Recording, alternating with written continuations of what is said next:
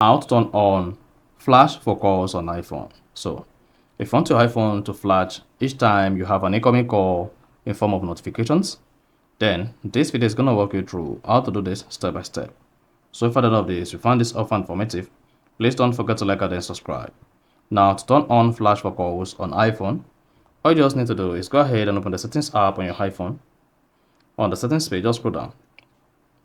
Click on accessibility. Now, while on the accessibility page, scroll down to the bottom of the page and then locate audio and visual and click on that. Once you selected audio and visual, scroll down the page, then locate LED flash for alert and click on that.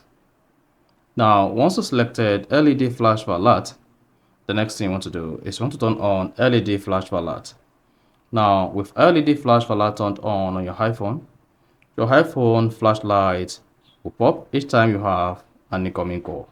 So this is going to be a form of notification. So if you're in the dark and your phone faces down like this, and then you have an incoming call, the LED flash alert will call your attention to it. So that is basically how to turn on flash for calls on iPhone. So if you found this offer informative, please don't forget to like and then subscribe.